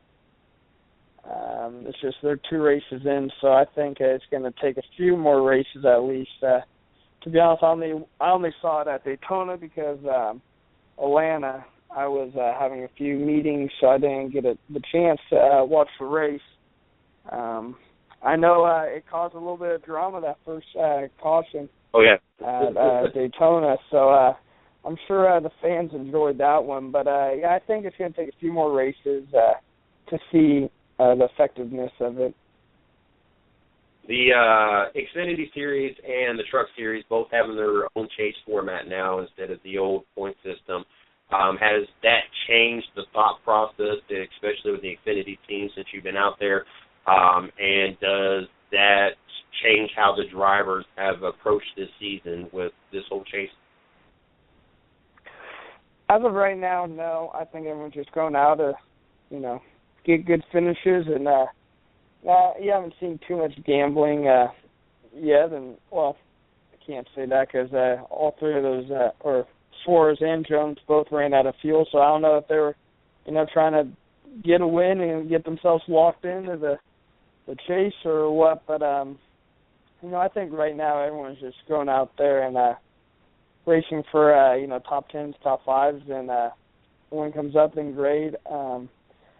It'll be interesting towards the later summer months when a few of these teams get antsy trying to make those top 12 spots. I think, to be honest, I don't know how many spots are going to be filled up from wins.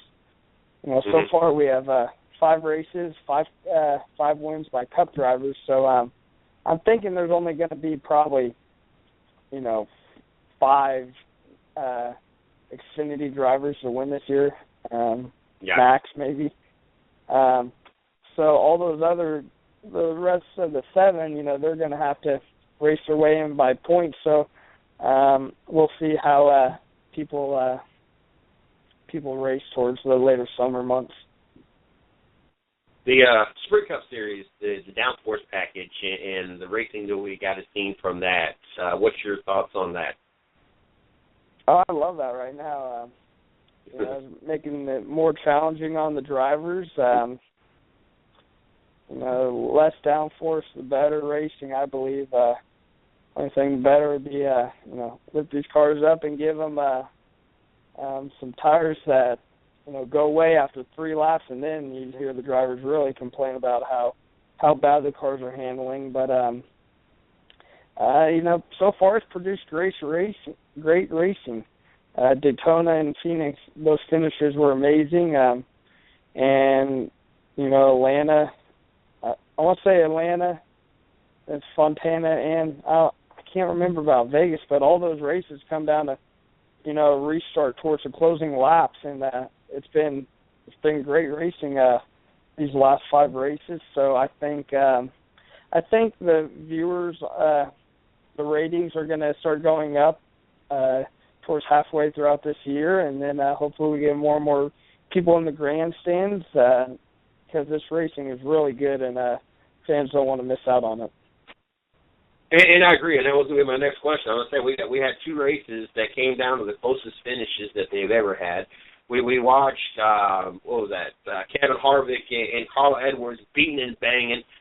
We watched another race they were beating, Mark Truex, whatever race that was, at Daytona, I think, where they were beating and banging. We watched Jimmy Johnson win on the restart. Because of the restart, we watched Keselowski on pit strategy, having fresh tires. We was kind of seeing a little bit of everything happen this year, and I'm sorry, but this has been, in my opinion, the best 5-race start that I probably have ever seen when it comes to the competition of what we've seen so far. And I'm not understanding why the numbers are where they are, and that was going to be my question. What does NASCAR need to do other than give away a bunch of free stuff or something, or allow them to come in free to fill up the stands? Because I don't think you guys, the drivers, can do any more than what you guys are doing and putting on the product, outside of maybe fixing the Xfinity Series and not having to watch.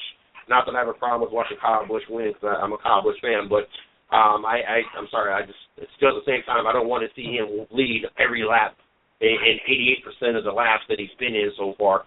I want to see some diversity, and this is one of those sports that I want to see multiple winners. It's not like the NFL where we got 15 other games going on, so it don't matter if one team goes 16-0, because there was 15 other games that you got to watch every single week.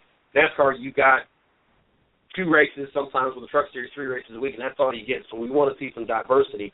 Outside of that, I don't think there's anything else NASCAR or you guys can do, because you guys are putting on the best product that I've seen in years. And I really wish that there was some button to push to get the ratings back up and the people back in the seats, because there's too many people missing some of the best sports that they could possibly watch on Saturday and Sunday, and I wish I knew what it was, because it makes no sense to me. I think, if the Cup races continue to have the finishes like they have these last 5 races, then the ratings will come up naturally, as the season goes on. One thing I think is some of these Cup races, I think, they could be shortened. Some of them are really long, and just, the young demographics, the young kids trying to watch it, they just don't have the focus to sit there for 3.5, 4 hours watching the race. So I think they can shorten a few of the races. But then we just got to get these young kids out to the racetrack. When I was racing the K&N Series, I'd go and visit middle schools across the country.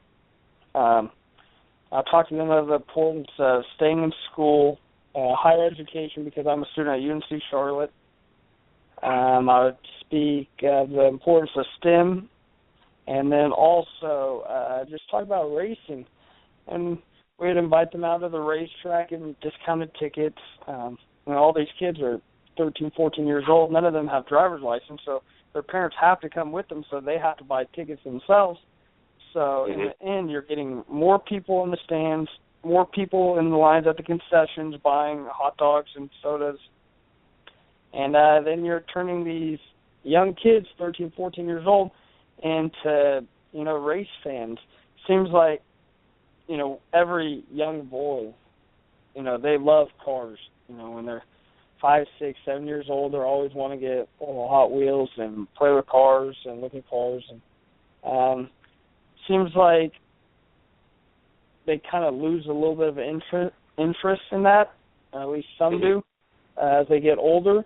So we need to re-spark that interest in them and get them out to the local short tracks where they could go and, it's cheap to get into the track and watch the local late model shows. And then once a year when the big guys, the NASCAR Cup Series comes out, they go to the racetrack and then they got new fans. So I think we really have to start going after the younger demographics.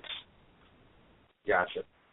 Something's definitely got to happen because there is too many people missing some of the best racing we could have possibly seen. And I thank NBC Sports because now you get the K&N Pro Series and more of the ARCA Series races on TV. And there are just too many people missing some of the best athleticism there is possibly to have. And, like I said, I wish there was just some sort of special button or secret button just to make it all, everybody start showing up because I don't know. Exactly. I'm sorry, 5 races, we've seen more than we've seen in a long time. And too many people miss it. But anyway, Dylan, I want to thank you very much for coming on. It was an honor and a privilege to have you back on the show. We love having you on. I wish you the best of luck on the rest of the season. I'm definitely looking forward to seeing if all these plans that you guys are hoping are going to pan out do plan out, and wish you the most success on those as well. Hopefully we get you back on later in the year, especially if some of these plans work out, and see how that experience was and what you learned from that, and see where you're going from there. And definitely want to wish you luck on 2016 and moving forward, and look forward to having you back. All righty, yeah. Thank you for having me back on the show, and hopefully I could be on soon with some good news to share with you guys. Yes, sir. You have a great night, and good luck, and we'll talk to you soon. You as well. Thank you. That was Xfinity Series driver Dylan Lupton, and hopefully by the time we get it back on the show next time, we can say all types of driver, Truck Series driver, Sprint Cup Series driver, and Xfinity Series driver. Great talented driver right there. We've had him on 3 times now. I want to say first time was last year. It might have been the year before. It's hard to say. I usually write it down. I actually got to get my calendar book. I've really slacked since the move 3 weeks ago now, or maybe it's been a month now. No, it was 3 weeks ago. I moved the first of the month. We have so many people come on the show. I know who's had them on the show. It's just remembering when. I've had guests come on the show, and I thought we had them 2 weeks ago, and I even sometimes scratch my head and even ask Miss Lee, I think, didn't we just have them on? Then when I look back at the calendar, I realize it's been 3 months or 6 months ago, or even last year. It's such a blur. Sometimes it's, especially at first when we were doing Monday, Tuesday, Wednesday, that was it. So there was so many people coming on because we were, only having so many shows. And then another blur came in when you started adding a bunch of different shows. And so you got Racing with Big Switch, you got the Dirt Talk Hour, you got Rubbing His Racing, and then we extend to 5 days a week. And you can imagine, where I stay at now, then they usually do dinner about the time that the show's on, which traditionally I'm usually trying to make sure it's all done before and eat before. So but then again, I used to live with females and kids, so I didn't expect anybody to eat that late or wait until after the show. So they talked to me today talking about we never know, are you on every day? And that's it. Well, we're on 6 days counting all the shows, and a couple of shows I kind of produce and sit in the studio and kind of hang out, and I'll have very minimal talk, like the Dirt Talk Hour last night. I was on probably the last 5-10 minutes of it. They always do the part of the show. What did the producer learn? And I get on there and we talk about a few things, and I talk about what I learned and a couple pointers and notes that I made throughout the first all three guests, and that's kind of the extent of my actual on-air time. But it's crazy and it's hectic, and I enjoy every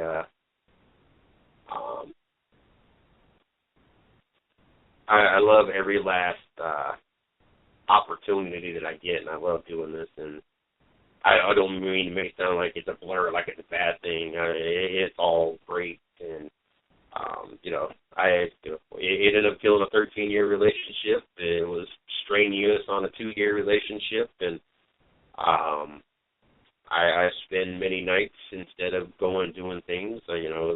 What I could be doing from 9 p.m. to 11 o'clock Monday through Friday. Well, actually Sunday through Friday. You can imagine Saturday night's the only night I really get available to do anything.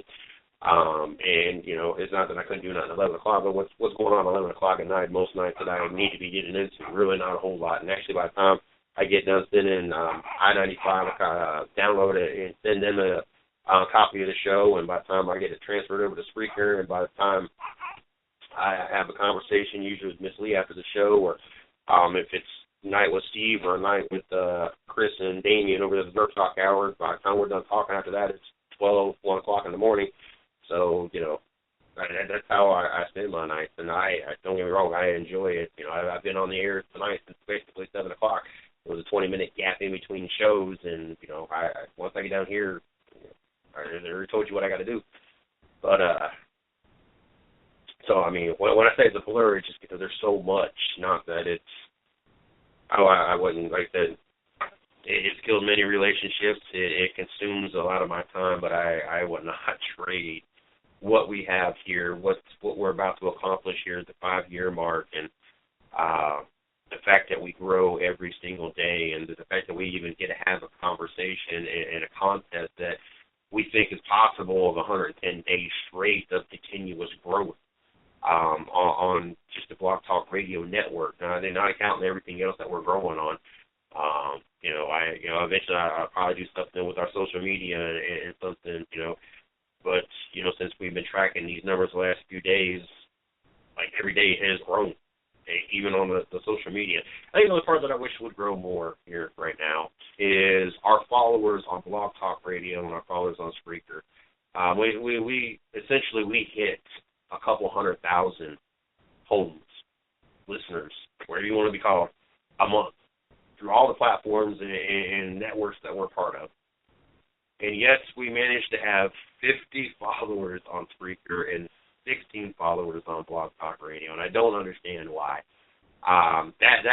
You guys have no idea how important and impactful that would be. And the only thing it does, if you become a follower of the show, it just sends you an email, for whatever email you connected to let you know that the show's been scheduled. That's all it does. It doesn't cost nothing. It doesn't a bunch of this, that, and the other. It just, whatever platform you use and set up an account with, it just sends you an email that all you got to do is delete, because you know when the shows are going to be, or, okay, now I got a reminder, I can delete it. It's not like it's going to consume, but it helps us. It helps be able to sell opportunities for advertising, and it helps get our show more visible on these different platforms. It helps, especially with the Spreaker, because once we finally hit 100 follows, we now can then start working on being on iHeartRadio Network. And there's many things you guys have no idea and don't understand why it's so aggravating at times to know that we're constantly growing. And it's not aggravating to know that we're constantly growing, but to know that we're constantly growing, if it be our show numbers, if it be our social media, if it be our website. But to know that one of the key things that would help us continue to grow and give our shows an opportunity, a better opportunity, and help us grow is simply by following the shows that you guys are listening to, if it be on Spreaker, DTR, or even both. Because, like I said, it opens up so many more opportunities because of that simple, us being followed by so many people, and it costs you guys nothing to do. It makes no sense to me, and that's the aggravating part. And I think that's the only statistic that we have that it does not grow. And what am I going to say not grow? Because our followers have jumped up on Spreaker probably 20 over the last 3 to 5 months, and BTR is like randomly one person every other month or something that decides to follow the show instead of just, the link or whatever. So, I mean, it's slowly growing, but it's extremely slow, and those numbers are one of the most important numbers for us. We don't talk about it a lot because, I know that we have a couple 100,000 listeners a month, and we got 66 between the two platforms following us. There's not much to talk about. It's kind of one of those numbers that you don't really want to talk about. But I just want to, as we're hitting the 5-year mark, and as we're talking about 1,000 likes on Facebook, and as we're talking, we got something like our Twitter handles, I think, got 1,000. I can't remember. One of them's got, I think mine's got 25, and mine's got 20, but the 110 Nation's got 12,000 followers, and all those numbers keep growing, and like I said, we're going to eventually have some kind of contest that involves the staff and involves our listeners when it comes to social media. We just want to get past this 5-year mark with the promotion and the giveaway that we're talking about doing with that. Got all those things going in the right direction, and of course we talk about those, but I just want to throw that out there real quick before we talk about the Peyton Manning thing. If you're listening to the show, it don't matter if you catch it on BTR, Blog Talk Radio. It don't matter if you catch it on Spreaker. It don't matter if you catch it on, I don't know if you can follow it on Stitcher. It don't matter if you catch it on, you listen to it on SoundCloud. Follow the platforms. 1, 2, or all 3 of them. It don't matter. All it does, like I said, it sends you an email, but all it does is a free way for you guys to help us grow.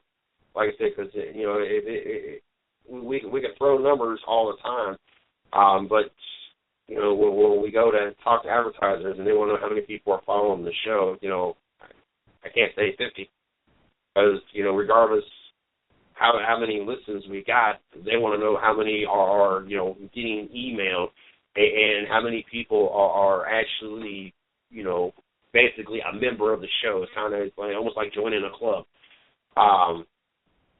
And like I said, the different platforms that it gives us an opportunity, and the fact that in each of these different platforms, Blog Talk Radio, Spreaker, the more follows and the more listens, the more that particular platform promotes your show and puts you on their front page. There are so many pluses about us being, with our follows going up on these different platforms. So if you catch it by Blog Talk, there's somewhere on the screen that you're listening and watching the show by, it'll tell you, to follow, click follow. Same thing with Spreaker. It says right on you look up the 110 Nation, and both, matter of fact, all 3 of you can do the same thing. You can just look up the 110 Nation Sports Radio Network or the 110 Nation or the 110 Nation Sports. You're going to find us in any way. I know the Spreaker is the 110 Nation. I want to say BTR is the 110 Nation as well. I'm not sure what the SoundCloud is under. It might be the 110 Nation or 110 Nation Sports Radio Network, something to that matter. All you got to do is just do the search thing to search our station and be able to follow us that way. But do us a favor, go out there and follow us, and that way we can continue getting better opportunities, continue bringing in better shows, better talent, and continue to have bigger and better opportunities to bring you guys even better guests.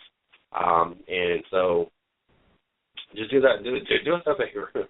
Also, like I said, 1,000 likes by April 15th, our 5-year mark. We got 5 days of goodie bags that we're going to give out if we hit this.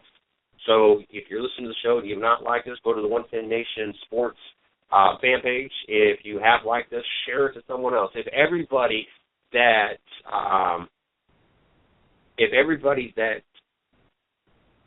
liked our fan page, the 831 as of today that we're at, if everybody just shared it to one person and told them to like, just look how simple that is. Just one person. If everybody just shared it with one person, that's all it takes. We can more than have our goal. So just share it with somebody. That's simply all you got to do. Anyway, got one more topic that I want to jump into and talk about Peyton Manning before we wrap the show tonight. Peyton Manning passes on signing one-day contract with the Colts. Many people, all the years, and what the Peyton Manning meant to this organization. We thought that Peyton Manning was going to sign a one-year deal, and I discussed my displeasure with that. There's a reason why they got rid of you. There's a reason why you're not playing with that team no more. Why go through all that to re-sign with a team that cut you loose because they were already looking towards a future with Andrew Luck and kind of essentially just turned their back on you because you had surgery and everything else? I'm sorry, but I'm not a fan of players doing this because there's a reason why you're no longer playing with that team. If it be money, if it be opportunity, whatever the case may be. And though Peyton Manning had a tremendous impact on two organizations, it's hard to argue with the fact that he achieved more with the Colts than the Broncos.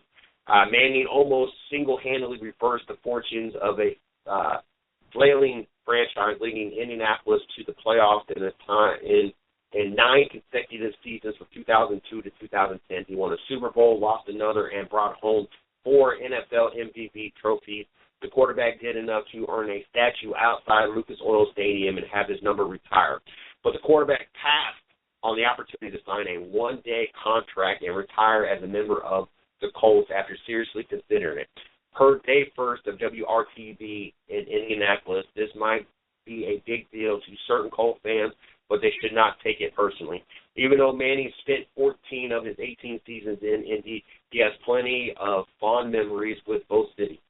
He stressed that during his retirement press conference in Denver 2 weeks ago, "I'm thankful to have played in so many great with so many great teammates for two great organizations." Manning said, "People always were asking me, who are you retiring today as?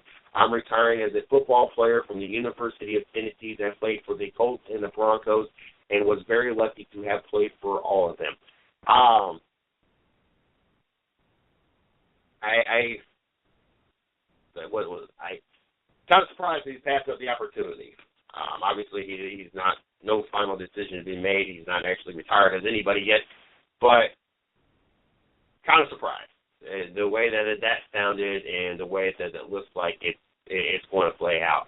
I honestly thought 14 years with an organization, what he meant to that organization, the fact that they're retiring his number, the fact that there's a statue in his likeness, that he would retire as an Indianapolis Colt, not as a Denver Bronco. I like that. I'm sorry, but when you cut me loose, therefore, when I retire with whoever wanted me, not who I spend most of my career with. And there's a lot of players that have done that, the one-year deal to retire, and I'm just not a fan of it. If they were that important to your organization, and if it was that important for you to retire as a member of that team, then both of y'all should have found a way to make things work and you to be able to play for that organization and retire as a member of that organization. Not, let's backtrack. And, we had our differences and, blah, blah, blah. If LeBron James never would have went back to Cleveland, and if LeBron James ends up leaving Cleveland again, I would have never expected Cleveland to retire, him to retire as a Cleveland Cavalier. I don't care if that's why, because that's where he's from. I don't care that's how much of an impact he had on the community. If he would have stayed in Miami, or if he goes back to Miami, there's a lot of rumors, and who knows? I don't think he's ever leaving, but say he goes somewhere else, or to include Miami, then no, I would not expect LeBron to have the opportunity to come back and retire as a Cleveland Cavalier with a one-day contract. You guys had your differences the first time. You decided that, rightfully so, and I don't hold any grudge against LeBron James leaving the first time. I just don't like how he did it, waiting to the last day. We didn't have no draft picks. Everybody was picked up in the free agency, left us nobody. But I have no problem with him leaving because Dan Gilbert wasn't willing to spend the money like he is now to put a team around him, even though it's not proven to be as successful as everybody once thought, even though they went ahead and clinched the Central Division tonight. I would have not expected him to come back to retire as a Cleveland Cavalier. You chose, it was better in your best interest to go play for the Miami Heat, win championships for that team. Dan Gilbert, you decided that you did not want to do what needed to be done to keep him, or to add players to keep him as well. So, therefore, you guys mutually decided to go in your own direction. And as much as both of you were butthurt about things said, how it was handled, where the case may be.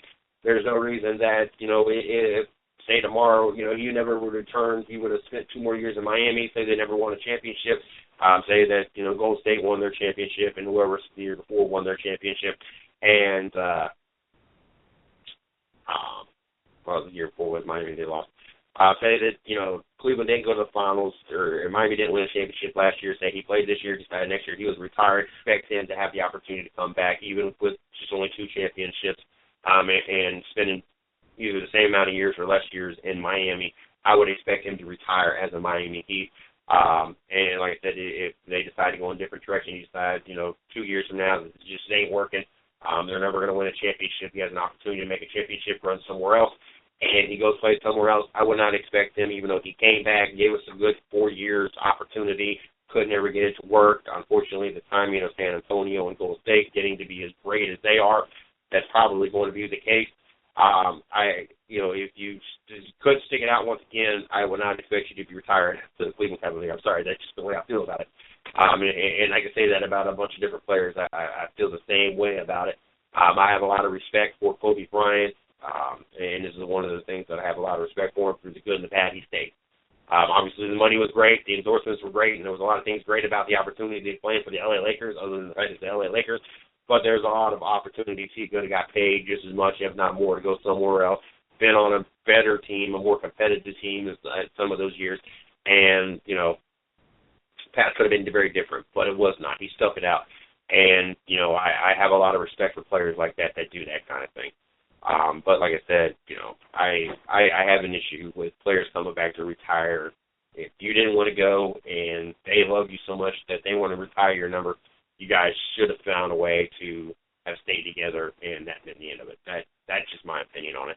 But anyway, tomorrow night we got a star-studded show. We got Thomas Prater joining us at 9:30. We got Dominique and Van, and I'm going to look up the last name, and I know I should know it, but I'm going to end up jacking it up anyway, and so that's kind of why I didn't write it down, because I knew Dominique Van Wieringen, and I should know it, is I already had her on the show once, but we all know how I am. And then we got Izzo, our NHL expert, to wrap things up and talk to me at 10:30 to finish up the night. So very, very, very excited about tomorrow night's show. Looking forward to another fun time with 3 great guests. And we also, Wednesday night, for those that are interested, we got Jesse Little, Greg Little's son, joining the show at 10 o'clock. Very excited about having him on the show. First time we'll have him on the show. Same with Thomas Prater. First time we'll have him on the show tomorrow night. So very, very excited about this week's lineup. Thursday night, Racing with Big Sweat. Remember, we collaborate these 2 shows together to put on one super show. I'm excited about that as well. And, of course, Saturday noon, happy hour, Garage. Very, very excited about the guests they got lined up for that. And then, of course, we're going to wrap things up this week with the Dirt Talk Hour, Sunday night, 9 p.m. So a lot of great shows, a lot of great things going on this week. Make sure you guys check it out. Don't forget, make sure you guys like us on Facebook. Got to hit that 1,000 likes. We got 5 days of goodie bags that we're going to be giving out. If we hit it by April 15th, our 5-year mark, turning 5, we want to do this in a big way. Like I said, also, no matter how you catch the show, follow it for us. Help us have more opportunities to continue to grow. If it be Blog Talk, Spreaker, SoundCloud, or all 3, 2 is 3. Make sure you hit the follow button so that way we can continue to keep growing and have better and more opportunities to make the show better, bigger, better, and the company as well. I want to thank everybody for tuning in. Make sure you guys follow me at CJ Sports 1, the 110 Nation, at 110 Nation. And you also check out my personal fan page, Mr. CJ Sports. Also, check out our blog site, www.the110nationsports.com. And also check out our company site, www.the110nation.com, for all the latest going on here at the 110 Nation. Until tomorrow night.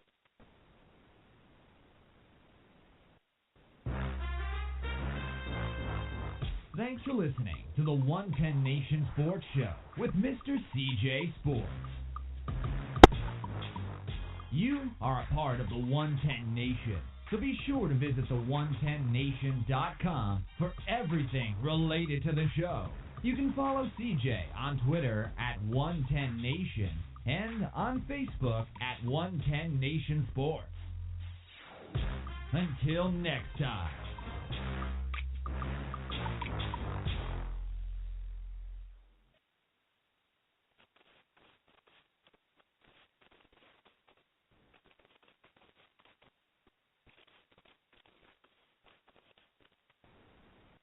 For the next few seconds, you'll hear nothing but the sounds of a farmer walking through a field of oats. These sounds are brought to you by Pepperidge Farm Farmhouse Bread. You see, life on a farm moves at its own pace, because everything worth doing takes time. That's why our bakers slow bake our farmhouse oatmeal bread with thoughtful care, so our famous farmhouse taste is baked into every slice. Pepperidge Farm Farmhouse Oatmeal Bread. Slow is good.